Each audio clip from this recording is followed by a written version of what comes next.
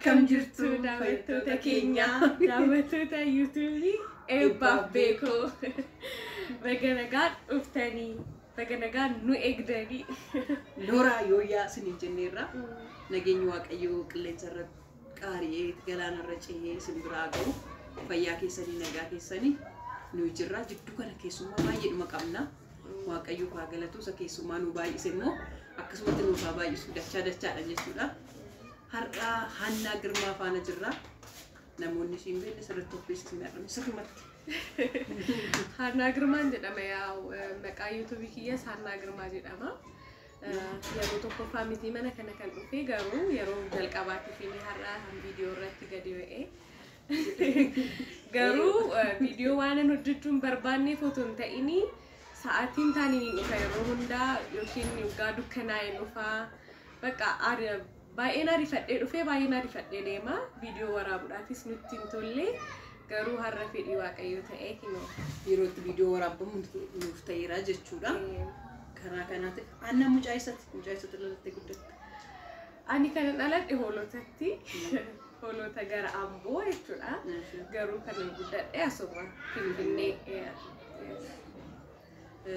Aannan hojjettuudha moo barattuudha moo daldaaltuudha moo? Barattuudhaas hojjettuudhaas daldaaltuudhaas YouTuberas waan hundadha. Barumsa kiyya ganaa amma fixee gara hojiitti deebi'ee hojjumarran ture garuu masraa beekti waajjiraanii kanan hojjedhu keessaa barumsaaf ergamee barumsa irra ture immoo ammoo deebi'ee hojiitti deebi'eera. Garuu barumsa hoggaa jennu jechuudha hojii hoggaa jennu professionaalii kee wayin immoo waan itti beekamtu meenutti. Professionaliin kiyya maaloo aduun akkanaa kanaan jechuun aannan akkasumatti nama wannoo oduun ta'in jechuudha. Garuu yeroo jalqabaatiif wanni akkanaa hoggaan YouTube irratti haasa'u dhugaa waaqaatii fi ergan YouTube jalqabeessi waa'ee private kiyya nama tokkotu nama YouTube irratti beeketis himu YouTube irratti haasa'ee hin beeku garuu erga nagaa tattee University irratti hojjedha lectureedha. Kanaafuu lectureedhaan hojjedha daldalas nan daldala online irratti mi'oota adda addaa jechuun online irratti hoggaa jettu amma daawwattoonni eebbaa fakkeenyaaf biyya adda addaa jiru akkamitti si argachuu danda'u online kana fakkeenyaaf maalidha hoggaa jennu jechuudha karaa YouTube keetii moo karaa biraa moo Like online hoggaan jedhu online marketing isaa online irraa dhufa malee gara biyya alaa keessa otoo hin ta'in Finfinneedhuma keessatti hojjedha. Mi'oota meeshaalee dubartoota yeroo baay'ee meeshaalee dubartoonni itti fayyadaman kanallee hoggaan ammasitti immoo yaadan biizinasii hojjechaa jirutti yaada malee yeroon hojjedhu maqaan kiyya kan eenyu akka ta'e hin beekamu wannu irratti maqaa daldala kan biraatiin fayyadama. Deliveries waan hojjennuuf motoreenyaa afaan waan fayyadamuu fi hojii sana kan hojjedhu ana akka ta'e iyyuu namiyyuu hin beeku yaada akkaatii beektuufis itti maara malee jechuudha. Kanaaf jechuudha aannuni waan hundumaadha jechuudha maaliif YouTubeidhaan immoo maal hojjettesti YouTubeen kee maal hojjetta? YouTube kiyya yeroo banu wanna kanan hojjedheedhe banne dhugaa dubbachuudhaa fi maastersii kiyya wannan hojjechaa turee fi barachaa turee fi yeroo koronaa waggaa cufamu manuma keessa teenya intarneetiin immoo hin jira maaliif hin jalqabne akkuma tasaa jalqabe erga san immoo biyyoota adda addaa yeroo daawwadhu wannuman argeessaniin fidee hojii kiyyatti jijjiiree faamilii YouTube irratti argadheettifis nan sharing nan godha jechuudha waan nan argadheessan isarraa kan hafe immoo yeroo hundaa travel gochuun waan hin danda'amnee fi video reaction adda addaatis YouTube kiyya irratti hojjedha jechuudha. Afaan Oromootiinis keessa makii garuu kanammoo Afaan Oromootiin okay nan makaan manachitti garuu akka nalaaltanii bakka sirriitti haasa'uu hin danda'a afaan Oromoo baay'eetiin understandii godha nama wajjin communicate godhuu nan danda'a garuu reacting godhu otoo hin jedhee gadi taa'ee ni bakka wanna tokko nan jedhe hoggaan ni yaadu bakka sa'aatiin na jalaa fixa dafee haasa'uu hin danda'u. Kanaafini garuu yeroo baay'ee hoggaan travelii godhu iddoo bakka afaan Oromoo dubbatamutti hoggaan deeme afaan Amaariffaatiinis dabarsuu waan qabduuf yaa afaan Amaariffaatiinis nan haasa'a afaan Oromootiinis nan haasa'a. Nagarri garuu amma viidiyoo kee keessa jira. Kawanci. Wanti dhattee daawwu nagarri ilaala ijoollee. Maaliif oolonni bakka daawwatan hedduu qaba. Isa dhugaa jechuun dhattee fakkeenyaaf ishiin akka turistiitti hojjetti yeroo baay'ee viidiyoo ishiin hojjettu daandii marra sadeemtu turistii kana irra isumarra jaalatti isumatti irra hojjetti waan ta'eef magaalaan Finfinnee iyyuu bakki daawwatamu bakka hedduu jira akka nu daawwachiiftu abdii qabna yaa waan ati akkuma biyya koonaa guddisan akkuma daawwachiisan gorsa kanadhaan siin jedha Hannan maal jaalatti maal jibbiti maalirraa fakkeenyaaf jechuudha aadaa keessa nyaata aadaa keessa ammayyaa keessas ta'uu danda'a aannan maal nyaachuu jaalatti maal jibbiti nyaata keessaa foon baay'een jaaladha. Kanaaf furdatte foon baay'een jaaladha foon keessaa immoo kitfoo baay'een jaaladha akka baay'eettiin jaaladha. Kan keenya keessaa immoo yeroo hunda otoo caccabsaa nyaadhee baay'een jaaladha. Baganatti miti kanaan booda mabeet kaasaa mallaan jetti sitti godhuudha kaatu dinnicha affeeline eeginaan jetti. Aannan nan dhufa naan jettee nan kanaan booda caccabsaa moo qopheesse fi qursii dhabanii bara nusaaf mana maaltu natti waan isin jaallattu kanadha kana man qopheesse tu eegaa እና marqaa xaafii diimaa marqaa xaafii diimaa baay'een jaaladha እና foon dinnichaan si jaalatamta dhamta afaan Amaariffaa irratti yaa foon dinnichaa kun garuu baay'ee mi'aamti waansa mi'aayeen kanaaf jaalattaa jechuudha. Nan jaaladha garuu inni akkan afaan Amaariffaa irratti duratti dubbadheetti baay'ee waan favorite waan nan jaaladhu otoo hin ta'in akka tasaa gaaf tokko na gaafannaan dinnicha basagaa nyaachaa jira jedhe. Akka tasaa immoo gaaf tokko yetambiin tasa karaa irratti beeloftee akka tasaa laayibirra jirti turtee nan ilaalee gara mana barumsaan deemaan jira mana keessa immoo dinnicha basagaa jira kudhanii bakka achumaan bakka maqaan kiyya dinnicha basagaa ta'e dinnicha basagaa taatee haftee Annaa Girmaa Annaa bareedduu koo baay'een jaaladha garuu ijoolleen barabbi baay'een jaaladha subscribe godhaa guddisaa ijoollee odoon beekna afaan hin liqinfamna maal seetan yeroo baay'ee anama jechuudha muuxannoo tokko kan nama muuxaa keessatti immoo afaan Oromoffaatiin nan tiiktookii hojjedha jedhee saaqi tiiktookii jechuudha. Garuu odoon hin beekin ijoolleen keenya nan dhaqaara jechuun miidiyoo warra gurguddaa keessa jechuudha afaan Oromoo keessa namni tokko dhufee fooloon ni godha. Afaan Amaariffaa garuu galee akkasuma warra onlaayinii irra jiran haayoon jedhe haayi takkittiidhaan fooloo 20 fudhadhee ba'a. Haayi bichaan jedhama waan biraa waan tokko hin jiru.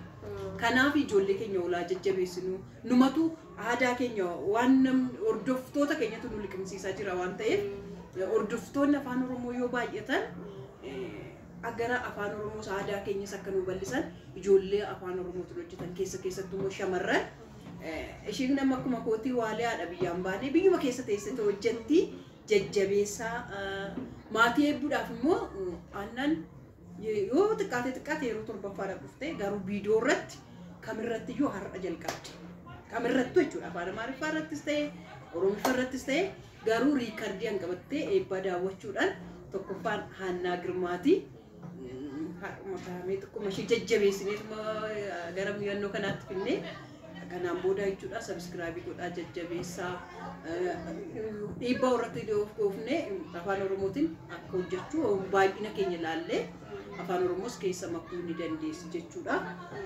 Kanan siniin jedhaa aannuu koo nyaata keessaa maal jibbita ishee kan jaallattu foon jette dubbaa dubbaan jaalladhu dabaaqula jechuudha ijoollee dubbaa jechuudha dabaaqula hin jaalladhu kan biraa maal hin jaalladhu coomaas hin jaalladhu coomaan hin jaalladhu garuu kaalsheemii hedduu qaba barkoo foon caalaa ani hin beeku garuu hoggaan nyaadhu afaan kiyya keessatti hin baqa ani hin jaalladhu waan akkas cooma miti bar dubbaa innuyyuu waan ani hin jaallannee fi dinnicha amma hoggaan nyaannu afaan keessa hin qaqqabanne Kuantaa saya mau buat nanti kita. Anjal, bakka wan masayu. Ay, prank kan antar tujuh cuci. Malah dua. Dinnicha sarta sih tapi sih ni nalbala. Gen, ya Kristelich, ዱባ አይወድም በጣም ዱባ አይወድም ነገር ግን እንደ ዶሮ ወጥ አስመስዬ አብልቼዋለሁ ማለት በጣም ጣሙን ቴስቱን እስከማቅ ድረስ ማለት ነው በርግጥ አኒ ሼሚ ይዘኛል አሁን ስለነገርኩሽ ኮንቃ ቦቶና ኤስቴ አንጃለዱ ሲንጀ ገሩ ጋፉመን ኦፌሰን ኦቶና ኤስቴ ማሏዱ ከነንጃለዱ ሲንጀ እንጥቁ ወኖ ሳልጥቁ ዱባን ጥቁ ቢሻን ጀላሶከ ወጣ ዱባ መነ ከኛ ሲልፉ ፌስም ቤኩ ቡኛችስ ጀላኒ ዱባ ተክቲ ምሪ በሰዲና እንደን ኮሲ ከኛ ረጥ ገቶ አከነፈ በሰዲ ተከሹ አምምጌስ ትቆቶ ብሪ በሰዲና እንጀና ጋፍሞኒ ቢየ ደሜን ቢየ ማረቀ ሙርሲ ሰደማለ ጀዴ ቢየ ከኛት ኮሲ ረጥ በዳ ለሚሰኛቱ ገረገሬን ሰንላሉ ገሩ በሰዲና እንጀና ቢቱ ዲሴ ገሩ ካልሺየም የዱ ቀበጆል ካልሺየም የዱ ኦፍ ከይሳ ቀባ ፎም በከቡአ ፎን ጫላ ዩኛታቢ gorfa magaru amma kana miti oji san murtesa jechuudha ojiin murtesa tokko tokko akka wati indaango tokko immoo kitifoo akka wanno san fakkeeffamee jechuudha qulleeti isaa sirriitti toshamee qaanxaa isaa jechuun wayin immoo isa gogaa isaa akka foonitti gogee foonuma gogaatu keessa jira sitti fakkaata malee dubbaa isaa sitti fakkaata mudoo beekee teestii isaa sin nyaatama jechuudha isa mummuran san kashkashii san argitee natti fakkaata kanadha eeshi ajolle anu asina materum se kan kam nala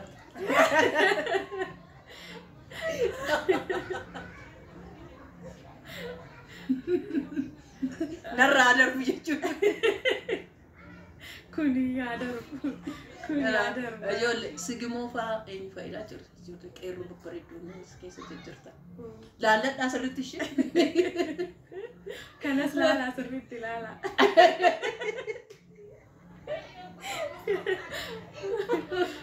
neeshi yeroo dhiyoo keessatti sargii shi dhannis ni waraabna yeroo dhiyoo keessatti jechuudha asumaan irra ceena saka irra ceena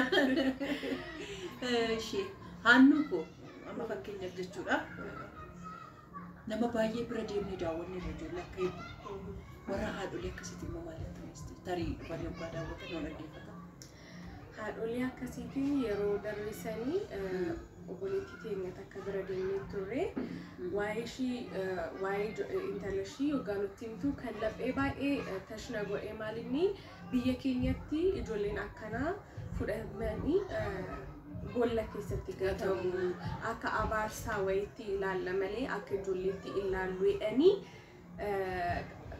kaalcharii qe'ee isaanii miti kan ishiin nutti himte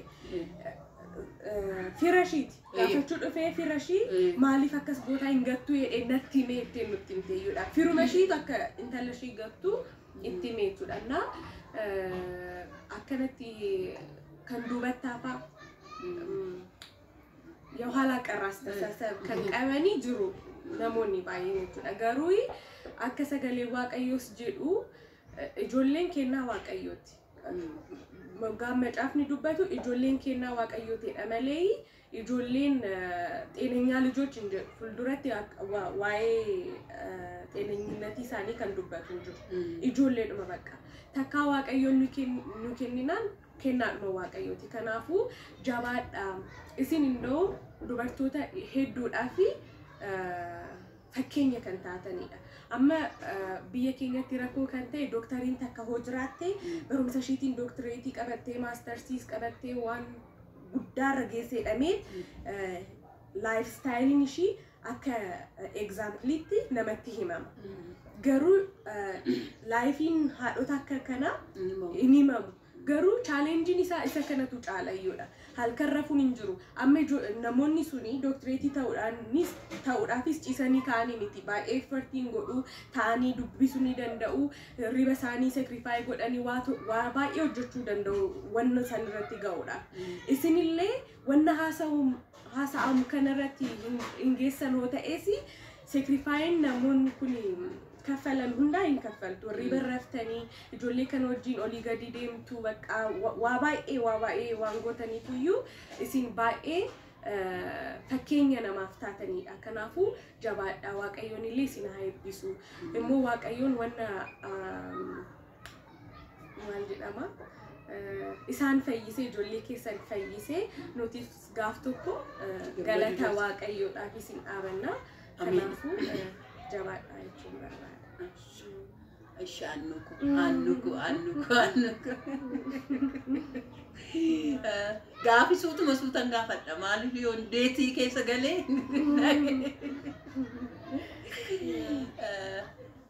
Anniyyee koo guddinni akkam ture? Jechuun lakkoofsa guddisee moo haala keessa guddisee moo? Ani akkan jalqaba irratti haadha ergan dhaladhee booda haadhaa fi abbaa kiyya wajjin jiraachaa ture akkuma ijoollee kaanii. Achuma naannan Addis Ababaa dhufee Finfinnee dhufee guddadhee fi abbaa koo fi haadhi koo yeroo daa'imummaatti gargar ba'an. Kanaafiyyuu obboleettii quxisuun qabaa ishiin immoo waggaa 2 turte waggaa gargar ba'anii jechuudha. Achumaan baay'eedha garuu historiin isaa baay'eedha. Waggaan gabaabsee sitti immoo yeroo haati kiyyaa fi abbaan kiyya wal qoodanii obboleettiin tiyya waan waggaa 2 taatee fi daa'ima waan taateef haadha wajjin haa turte jedhamte jechuudha. Ani immoo abbaa kiyya wajjin akka turu murteeffame jechuudha. Abbaan kiyya immoo heerumuu fuudhuu barbaade.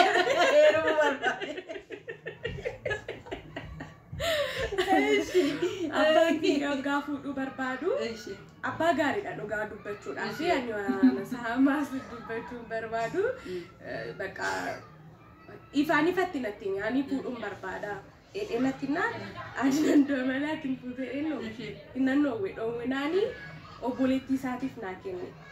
Afaan Oromoyyuu amma kanan dubbachuu danda'ee obboleettiin isaa Salaalee Fiichee irra jiraatti. Achitti na fuudhee obboleettii isaatti na fuudhee jechuudha. Achitti ishiitti kenneeti ofiisaa immoo niitii fuudhee. Achi immoo Salaalee Fiichee wannoodha gaxariidha. Ijoollee shamarranii daa'imummaatti heerumsiisu. Ani immoo gas baay'ee ijoollee xiqqoodha. Umriin kiyya fuudhuudhaaf otoo hin baay'darsan inkaan tattaacaallesh. Maal jedhama? Inkaadhimamte yes. Inkaadhimamtaa yeroo xiqqoo waggaa xiqqoo booda immoo umriin kee ga'uu baate si fudhatu. Bakka ofitti fudhatanii si guddifatu jechuudha. Wanni akkasii dhagaamnaanii kun amma maatii keenya keessatti amma kan hin baane mistirri waan jiruuf kana irraa dabarruuti. Mana barumsaati haati kiyyaa fi eessumni kiyya na haatanii na fidanii akka niiruutti achumaan bakka achumaan dhufeeni eessumni kiyya na fudhatee eessuma kiyya biratti asitti Finfinneetti guddadhee jechuudha. Asitti akkasittiin guddadhee yeroo Finfinneetti eessuma kiyya bira guddadhu immoo eessumni kiyya mucaa mana keenya hangafa waan ta'e haati kiyya amma quxisuudha. Inni immoo hangafa gidduu isaanii nama 8 akkas waan ta'eef nama guddaa ture. Ijoolleen isaatiyyuu fuudhanii babbaratanii iddoo guddaa ga'anii jiran waggaa. Kanaafuu ani eessuma kiyya wajjin hin guddadhee. Kanaaf afaan kiyyayyuu kan caccabaatee kan natti dubbatu hin jiru. Yeroon aadaa kiyya bira taa'isanii afaan Oromoo baree daa'imummaatti achi booda namni iddootti dubbatu hin jiru. Inafe. Argitanii ijoollee shamarran bu'aa ba'ii hedduu keessa dabaltee digirii ishii barattee digirii ishii irraa maastarsii ishii amma immoo waggaa yartuudhaan booda PhD ishii hojjetti. Kanaaf dubartoota baay'eedhaaf fakkeenya guddaadha. Eeyyeen baay'ee akkan isinitti himu jedhetti durattis waa'ee private life kiyya YouTube irratti ba'ee oomayyuu asee beeku oomayyee jechuudha. Kan fanii godhu qofan cal jedhee daa'imummaa kiyya wajjin ol qabatee namni yoo na gaafatee yaada haasaa malee aduu waan taateef har'a asee malee nama baay'eetti waggaa gaafii akkanaa naa erganii waggaa na gaafatanii kan haasa'uun barbaadee deemuun bira darbatan jedhee. Kanaaf jechuudha iddoo nama ijoollee hedduun jiru fakkeenyaaf jechuudha seenaa ammaa tokko guddatte kanatti an guddatan hedduu jiru isaaniif immoo jabe jechuun namni bu'aa ba'ii olis gadis jedhee bakka galmeessa san ga'uu hin danda'a.